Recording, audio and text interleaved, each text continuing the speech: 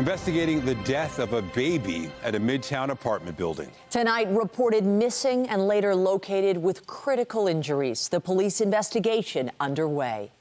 Good evening. Police are calling the death a tragic situation. The baby just 4 months old. Neighbors reacting with shock and sadness. CTV's Janice Golding joins us from the building near Marley and Roselawn Avenue with the latest. Janice. Hi, Nathan. Yes, police say that a family member reported an infant missing at around 11:24 this morning. And even though officers would locate the baby boy inside this building behind us very soon after, he would be pronounced dead in hospital of undisclosed injuries. Flanked by police vehicles, an ambulance with a woman aboard makes its way from a Toronto community housing building at Roselawn and Marley. Totally stoic on the stretcher, didn't seem to have any injuries, be hurt or anything. She just was strapped down on the stretcher and she was covered by a blanket, so I don't know if she was cuffed or... No sign of a baby, which paramedics had rushed to hospital minutes earlier after it was located inside the building. My God. A 4-month-old who would be pronounced dead in hospital. I'm hungry. I'm shocked. While police have not disclosed what happened to the infant, officers guard a unit on the 8th floor and a garbage chute right next to it, which is blocked by police tape. Oh my. The baby's dead? Oh God. Owen lives across the hall and says he often saw his neighbor with a baby boy. Oh, I saw him walking with the baby up and down the hallway here one day last week. A familiar sight, say neighbors. I actually saw him carrying the kid up and down the hallway, getting to sleep about a week ago.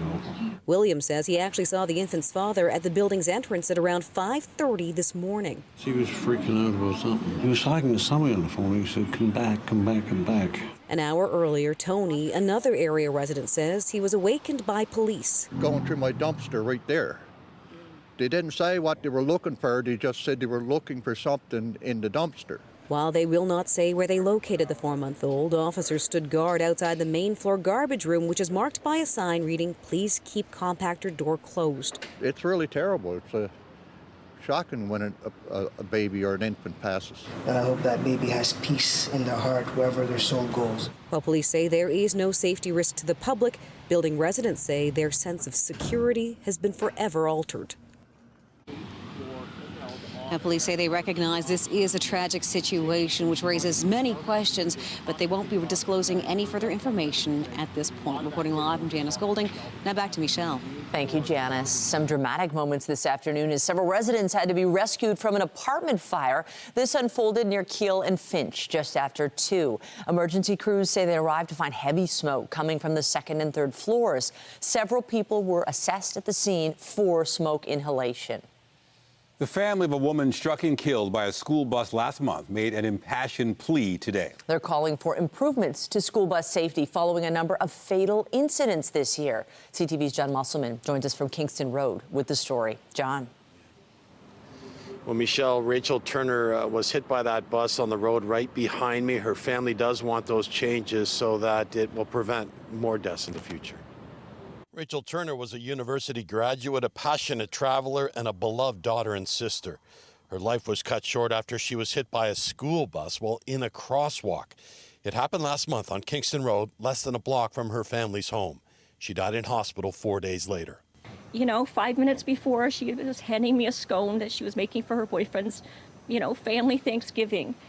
And, 5 minutes later at the top of my street, she's gone. She's killed. Her devastated family wants to make sure no other family experiences the pain they live with. They are calling for improvements to school bus safety, including better training for drivers, enhanced safety features on buses, including more extended stop arms, automatic emergency braking, and exterior cameras. This can be grandfathered. It doesn't have to be done and retrograded on buses, retrofit. It can be done on future buses that are manufactured. And if someone says the costs are too much, just look at this family who had to live through and will live through this tragedy for the rest of their lives. Nobody should have to go through this, what we're going through. I mean, even if you look at mirrors on cars, they fold in. It's my understanding she was struck by a mirror, and the mirrors on these small school buses are rigid. They do not move. 3 people in the GTA have been killed by school buses in the last 5 months, including a 6-year-old boy in Vaughan. The Federal Council of Ministers responsible for transportation safety formed a task force back in 2019 with recommendations to improve bus safety. The family says those recommendations were never implemented. I love Rachel with all my heart, and I just don't want to see anybody else have to go through this. And so I think it's really important to shed light on these issues. So This is for her. This is to honor what she would do if she was here, because she doesn't have a voice anymore. We reached out to officials with School Bus Ontario, an organization that represents the industry. It offers sympathy to all families linked to school bus injuries or deaths, and it says safety remains its highest priority. Safety is not static, it is ever evolving, and new ideas and technologies must always be explored. We will work with our partners to ensure continued improvements in this critical area. Meanwhile, Rachel's family has started a legacy fund that will help causes that Rachel believed in, like crisis counseling.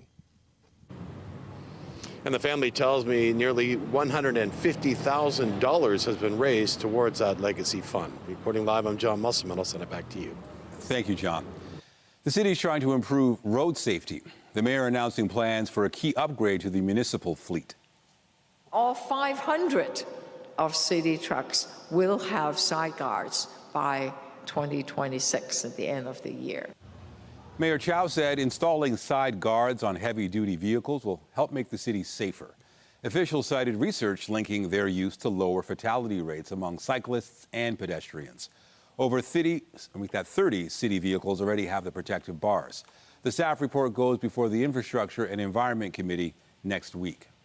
Also tonight, a homeowner's backyard hockey haven puts his relationship with neighbors on ice. The right to rink, or should this passion project mean a trip to the penalty box?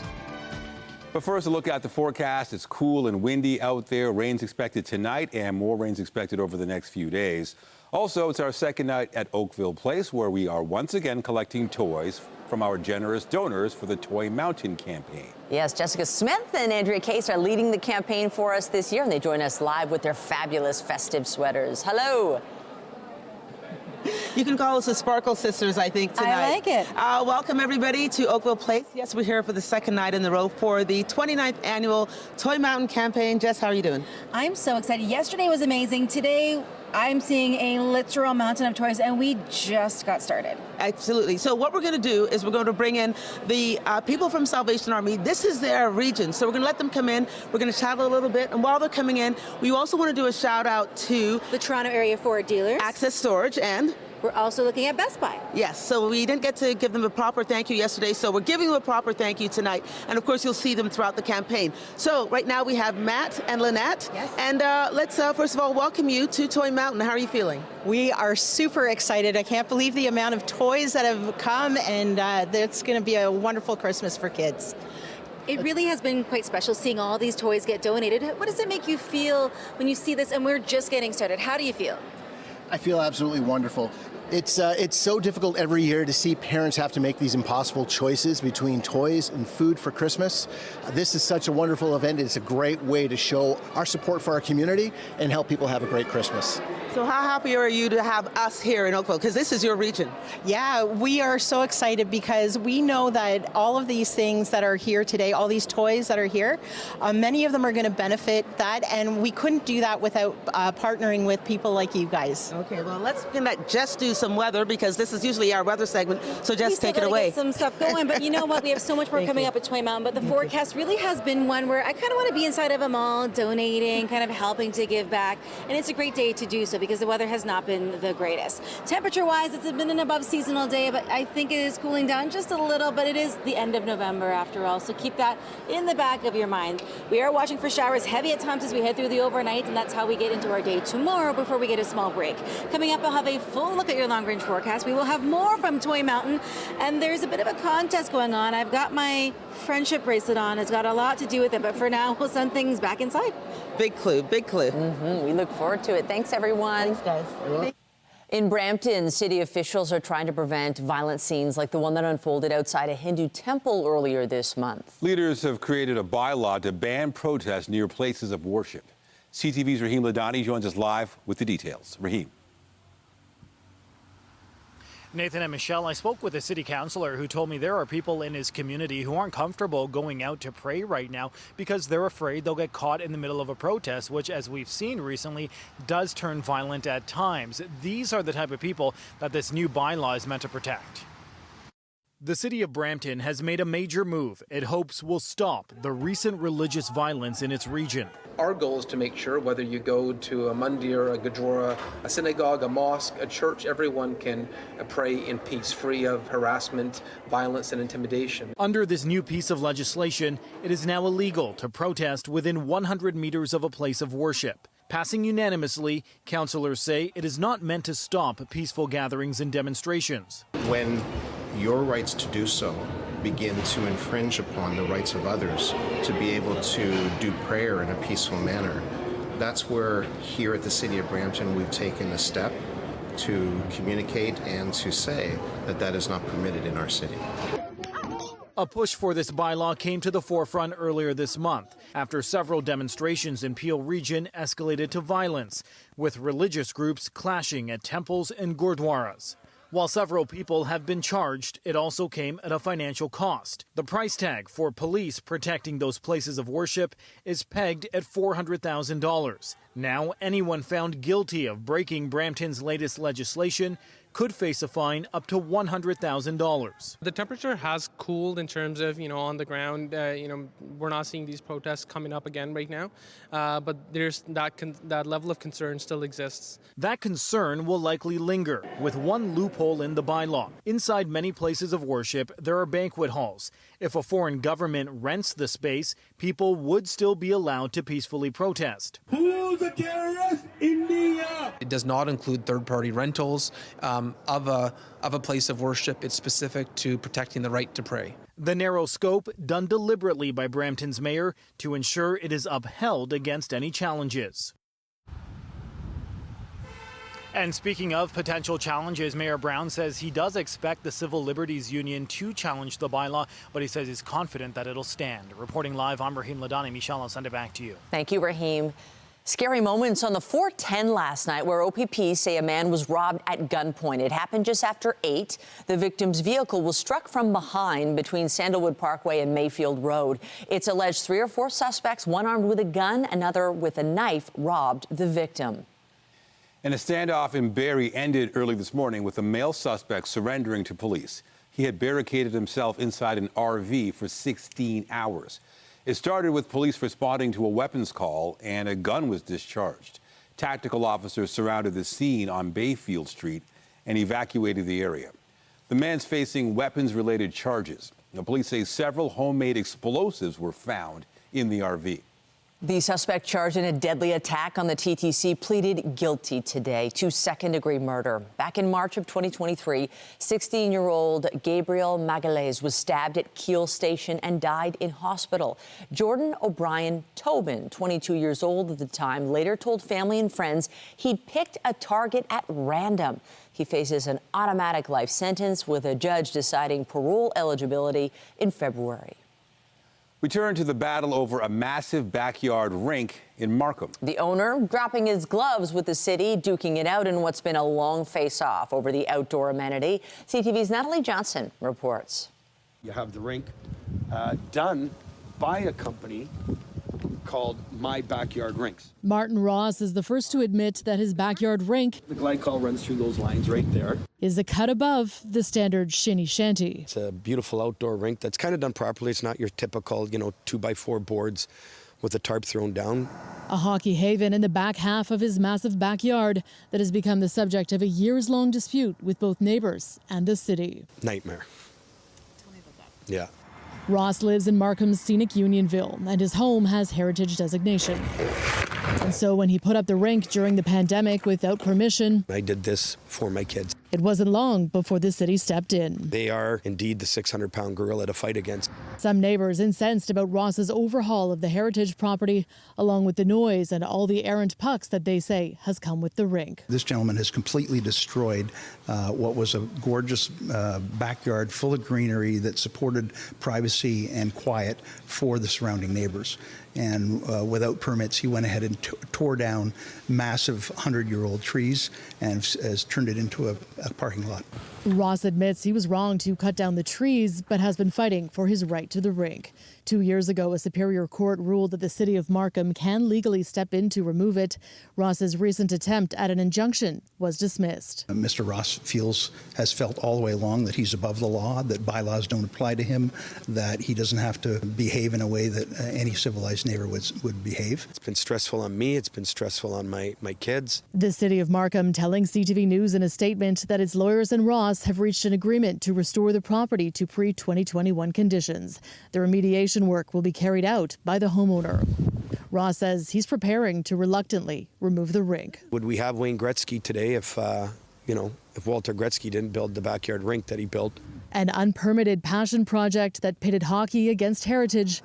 A rink rift resolved after years on ice. Natalie Johnson, CTV News. Still ahead, a fan gets flagged for her crafty carry-on items on the way to the Taylor Swift concert in Toronto. Told by security her beads for friendship bracelets are a no-go. Why this Swiftie is speaking out. Premier Doug Ford is pushing the federal government for a bilateral trade deal with the United States. His calls come amid concern about trade practices in Mexico and potential tariffs from the incoming Trump administration. CTV's Queen's Park Bureau Chief Siobhan Morris has the details. How you doing, everyone? Doug Ford says there's unanimity now among premiers from coast to coast. Everyone agrees that we need a bilateral trade deal with the U.S. and a separate bilateral trade deal with Mexico. Premiers aligning on the call Ford was first to make last week, a staking out of positions before Donald Trump returns to the White House. We have no problem with Mexico or the Mexican people. We just want to have fair trade.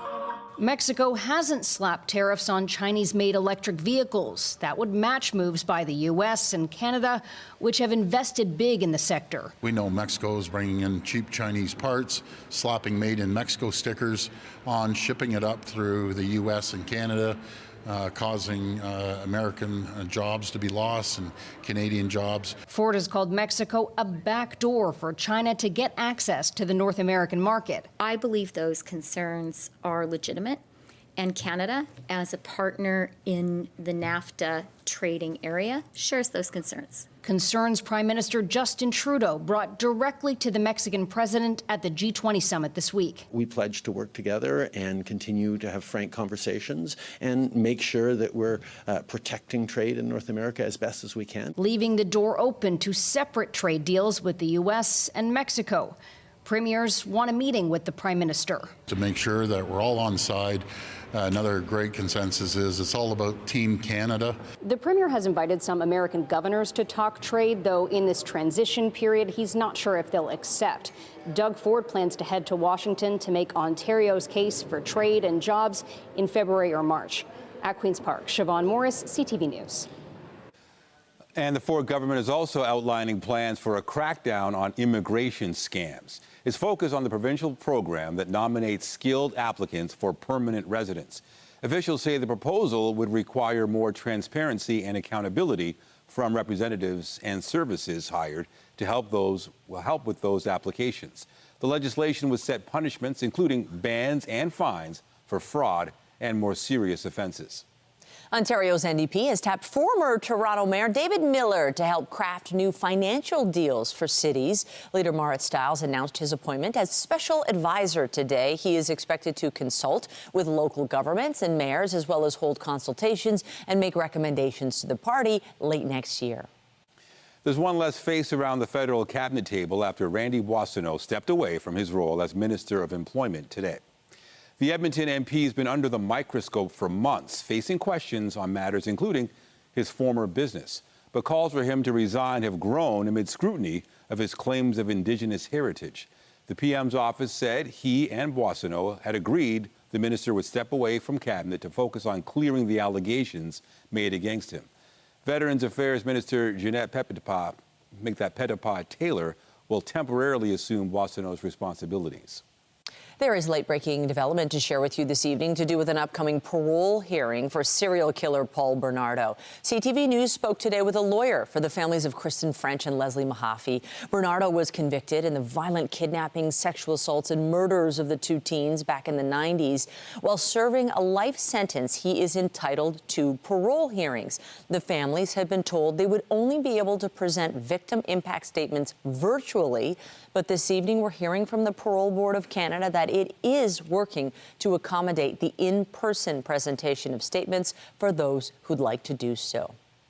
Canada joined the U.S. in closing its embassy in Kyiv today amid concerns of a significant attack on the Ukrainian capital. Ukraine said Russia was spreading fake warnings of an attack to scare Western allies. Tensions have been mounting since President Joe Biden gave Ukraine the green light to fire longer-range U.S. missiles inside Russian territory. Moscow has called that step an escalation. The U.S. says Russia escalated the conflict by deploying North Korean troops in the war. Washington also okayed the use of U.S. landmines to slow Russia's advance on Ukrainian territory. Residents along the BC coast are dealing with the aftermath of a bomb cyclone storm that's lived up to its name. I went out and investigated and seen the big tree in the back of my family room. The massive weather system packed hurricane-force winds at its peak as it tore across Vancouver Island and the lower mainland. The impacts were felt in Metro Vancouver as well, and more than 300,000 customers saw power knocked out.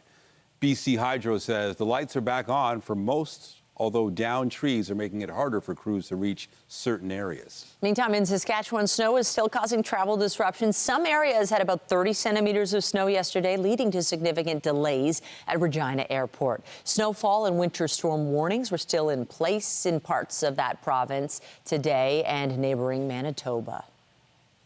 Taylor Swift returns to the stage in Toronto tomorrow night, and legions of fans with bracelets in hand will be there. One young Swiftie from Calgary will be a little short, however, after airport officials seized a bag of beads during her journey here. CTV's Mike Walker explains. From the giant friendship bracelets affixed to the Rogers Centre to exchanging with other Taylor Swift fans, these bracelets are synonymous with Swifties. That we can do to show each other that, you know, we really understand why we all love Taylor, why her music is so important to us.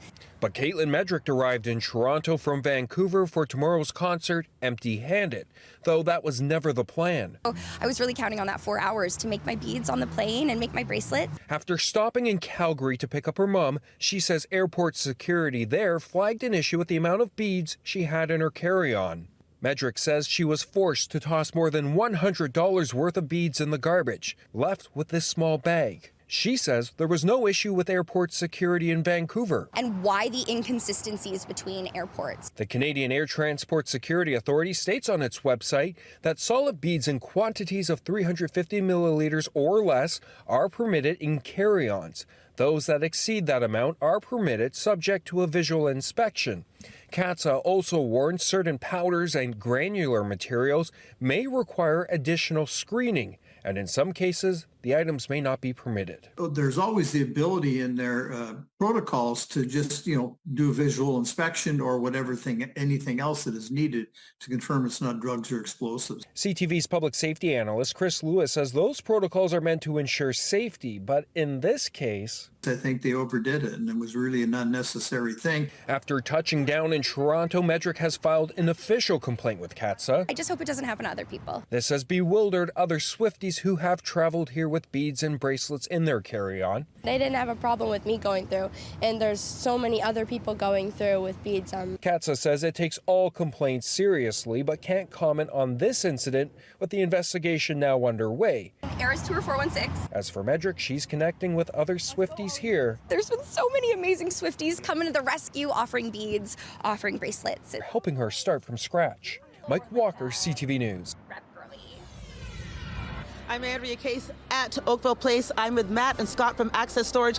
Why does Access Storage want to take part in Toy Mountain, and how long have they been doing it? Well, thank you so much. We're excited to be here. We're pleased to partner up with CTV and the Salvation Army. This will be our 15th year being part of this amazing partnership, and thank you. We're really excited to help the local families during the holiday season through the Toy Mountain campaign. Okay, and when people come to Access Storage, they can very easily find the donation box. Absolutely. You'll find a whimsical display at every Access Storage location near you, and for every toy donated at one of our facilities, it will allow you to be entered into a draw to win a free storage locker up to a year, and we are looking very forward to building the Toy I'm running away together. from you because I have the folks here from Ford, the Toronto area Ford dealers. We've got Darcy, we've got Dave, and you have a big announcement for everybody at home. Right, for our 15th year, we're proud to announce that we're going to give away a brand new 2024 Ford Maverick to a lucky toy donator at one of our local dealerships. So from now till the 13th of December, visit one of the local area Toronto Ford dealers and we can enter you into a draw. Okay, we're going to be talking about this a lot over the next little while. I'm Andrea Case at Oakville Place, where we're trying to build a toy mountain. Thanks so much, Andrea. I'm Pat Foran. Coming up on Consumer Alert, we have an update on a woman who lost $158,000 in a roofing scam, and it's good news. Toronto police have been able to recover some of the funds thanks to a tip from a CTV viewer. I'll have that story just ahead. And we likely saw our last double-digit day for a little while, but the good news is at least we're holding on to temperatures a little closer to that seasonal point. And we are down here in Oakville Place for the second day of Toy Mountain, and we've already seen a ton of donations. Don't forget, you can visit toymountain.ca. You can text in donations. There's also schools participating in toy drives. There are so many ways to give back. Coming up, I'll have a full look at your long-range forecast. We have more giveaways to come. It's all a part of our Toy Mountain campaign for 2024. All those details after the break. We've done several stories on roofing scams recently. One of the worst ones involved a woman scammed out of more than $150,000. Following our report, we had a tip from a viewer, which we passed on to Toronto police, and has led to a crack in the case. Pat Foran has an update on Consumer Alert. Pat. Thanks, Nathan and Michelle. The woman originally called a company to get some gutter guards, but was convinced her home was about to collapse. She was scammed out of $158,000, but police were able to track down some of the money, and she just got $80,000 back.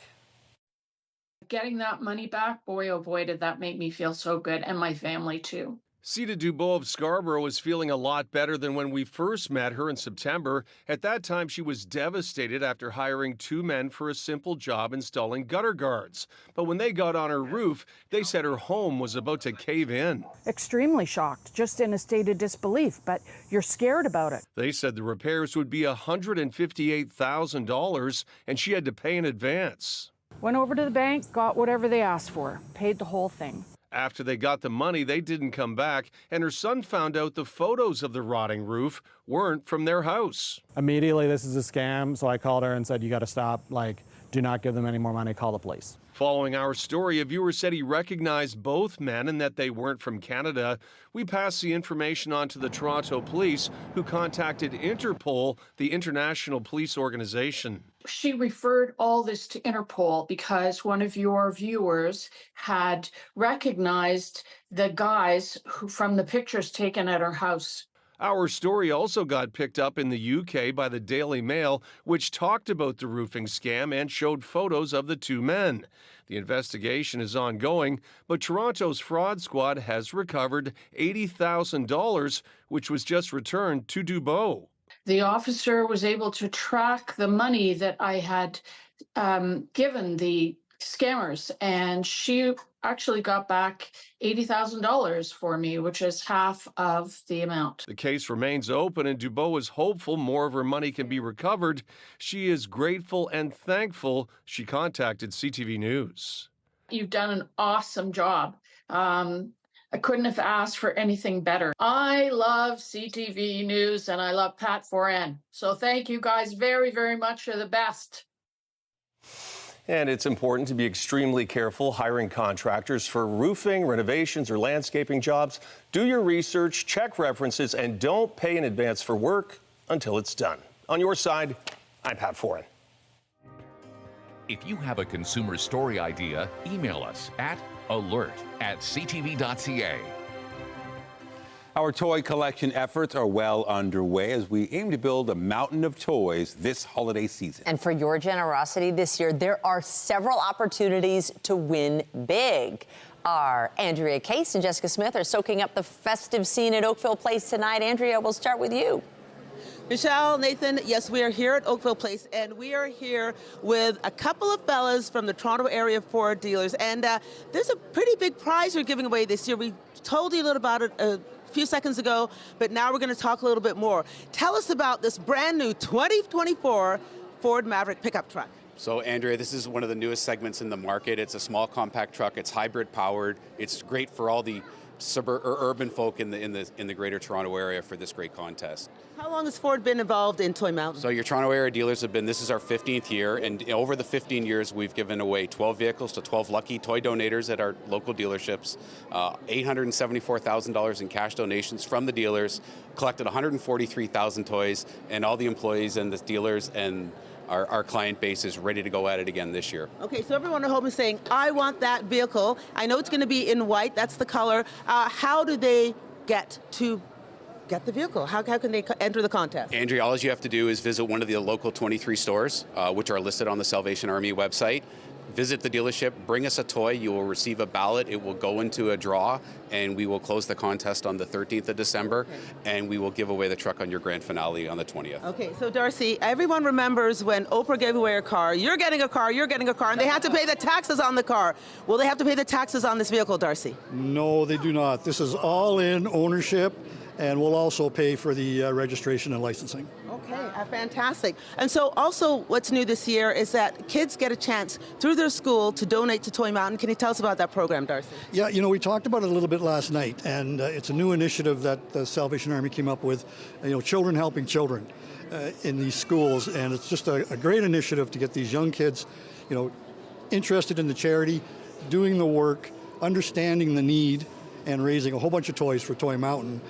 We made a donation last night for $30,000 because we were so pleased to be the sponsor of that initiative when we were asked to do so. So we're really looking forward to visiting some schools starting next week. Okay, real quick, Erin is with us here. Erin, how happy are you that Ford is taking on this initiative? We are so grateful. Getting into the schools, we've seen some students and children out at our hits and our broadcasts. Going in there, it really inspires them to make a difference, give to a child who is their own age, who may be struggling and won't have that opportunity. So we're so grateful to the Toronto area Ford dealers. Thank you so much. And we're grateful to you. That's it from this location. Jess is over by a mountain of toys. Jess, take it away.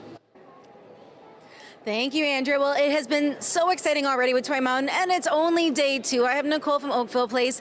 How does it make you feel? We saw a couple of toys yesterday, and we have a mountain of toys, and we've only just gotten started. Quite honestly, we are so overwhelmed by the Oakville community and the surrounding communities. They have all come together to bring us this big, huge mountain behind us of toys. We're overwhelmed, thrilled, and so excited. So we just like to thank the community for everything that you've done for us.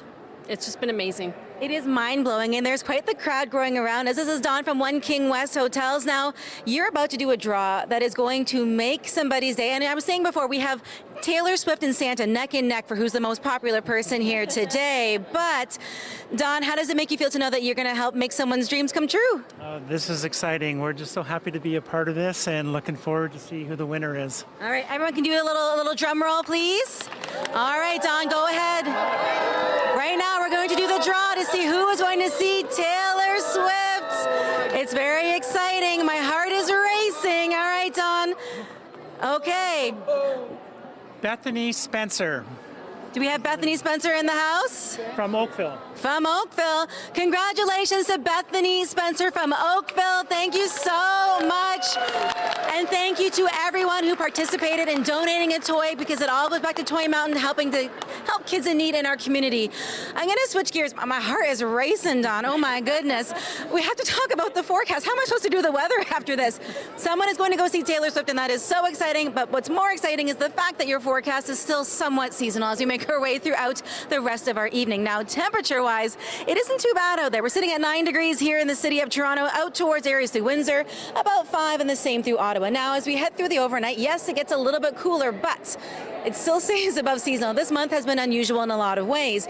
We are watching for rain heavy at times, along with the risk of thunderstorms tonight. So for anyone heading home, maybe getting ready to wrap up their day, give yourself extra time on the roads.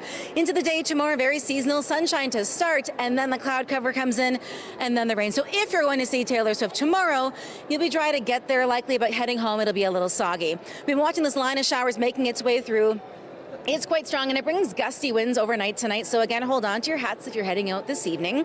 The good news is, as we head into the day tomorrow, it's not a wash of a day, but we're not done with the rain just yet.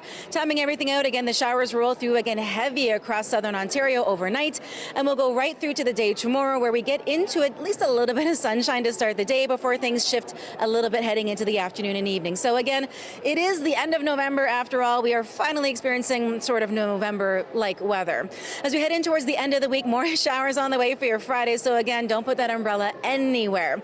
As we head into the next 7 days, the good news is, I guess, at least the overnight lows are staying above seasonal, but we are watching for some scattered showers until Sunday. So you're going to want to hold on to your rain jacket, and you're going to want to keep maybe some of that rain gear handy as we head over the next couple of days.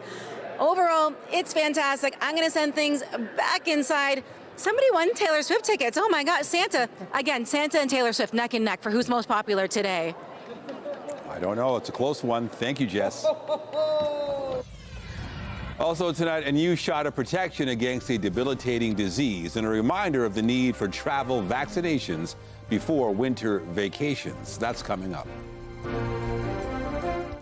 As the weather gets colder, many Canadians' thoughts turn to warm climates and tropical settings. And now there's a new vaccine to help protect against one particular mosquito-borne disease. Here's our health reporter, Pauline Chan, with the details. 2 years ago, Bruce Whale and his partner were in Mexico for their annual winter vacation. I woke up in the middle of the night. My hands were hurting.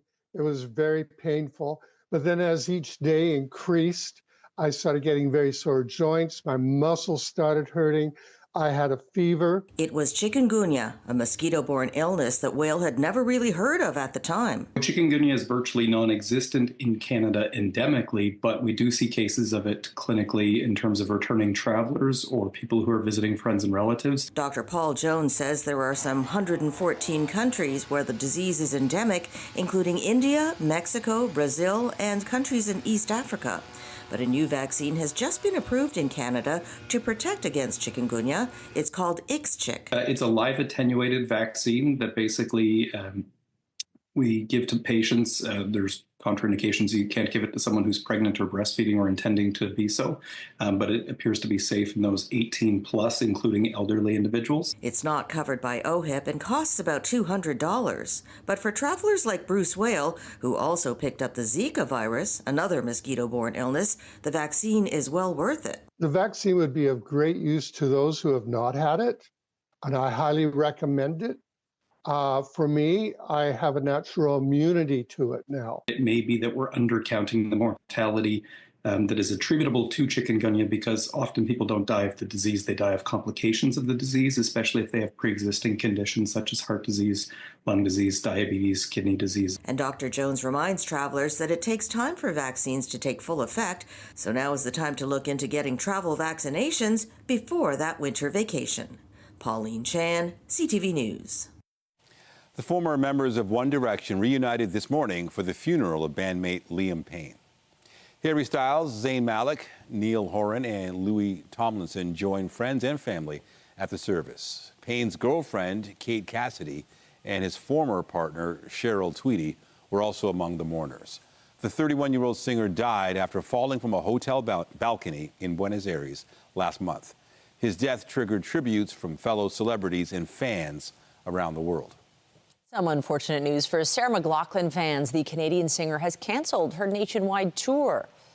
There are two of us talking in circles.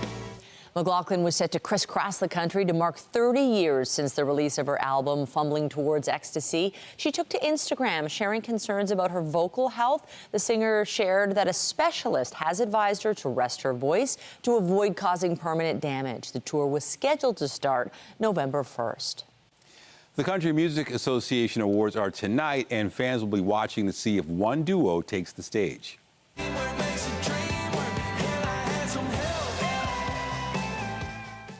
Post Malone and Morgan Wallen's collaboration was one of the summer's biggest hits and is up for 4 awards in total. Luke Bryan, Peyton Manning, and Lainey Wilson will host the show. George Strait will be honored with the Willie Nelson Lifetime Achievement Award. After the break, holding court one last time. Tennis legend Rafael Nadal calls it a career after Spain loses at the Davis Cup. It's really terrible. It's shocking when a baby or an infant passes. Updating our top stories, a 4-month-old baby is dead after what police call a suspicious incident at a community housing building near Roselawn and Marley. Officers were seen guarding a unit in a nearby garbage chute, which was blocked by police tape. Investigators haven't shared a cause of death, but say there is no safety risk to the public. All you could see was a whole bunch of flames shooting out of the 2nd floor, but going up to the 3rd floor as well.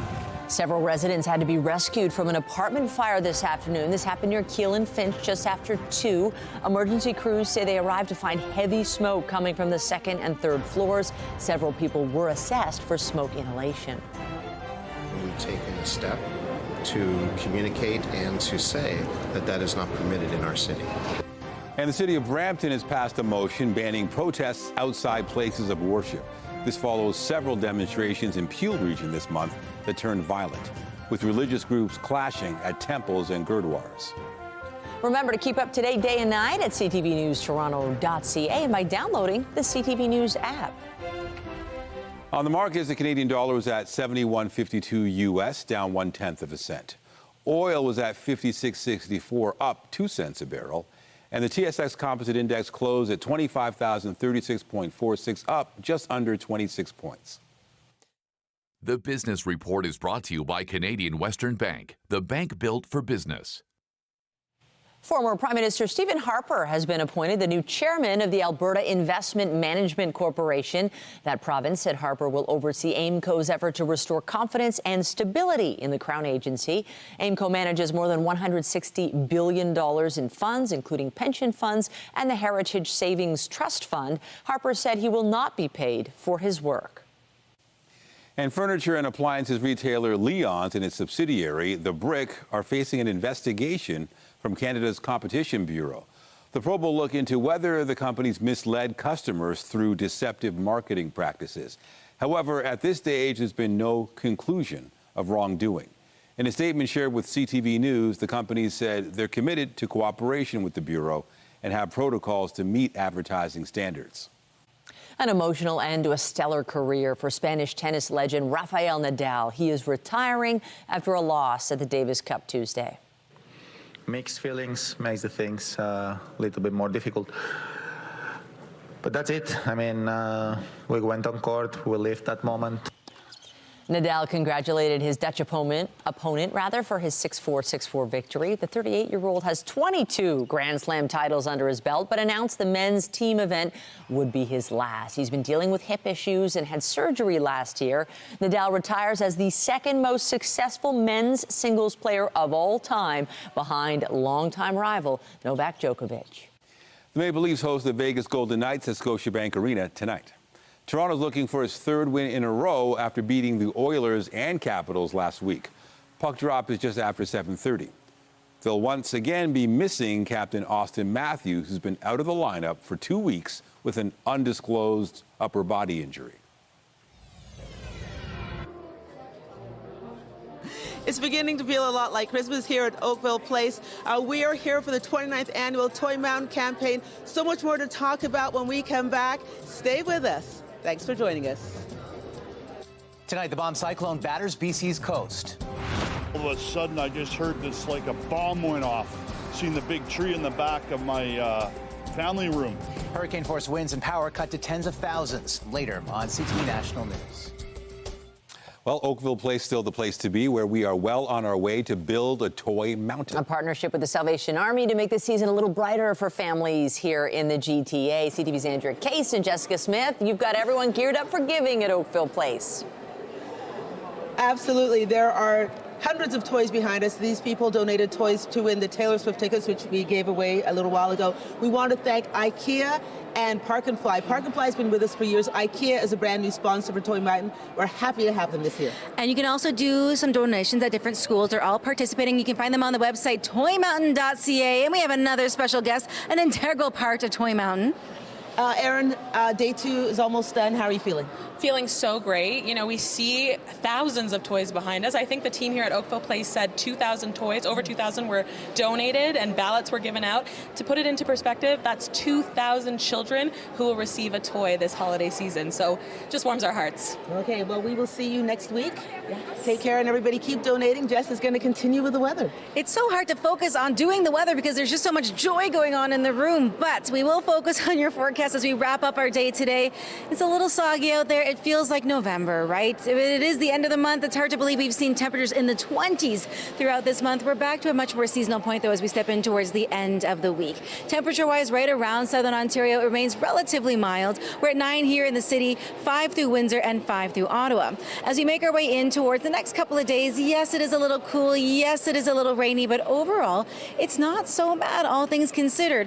We're still holding on at a fairly seasonal point for those daytime highs over the next couple of days, but it remains unsettled right through to Sunday. So if you are heading out to Taylor Swift, or more importantly, to donate to Toy Mountain over the next couple of days, you're going to need to bring your umbrella. But they will not rain on our parade. I feel like there's a lot of joy in the room, and we are only into day 2 of Toy Mountain, and I think it's only going to get better, Andrea. I have a good feeling. Absolutely, because we want to continue to build a Toy Mountain!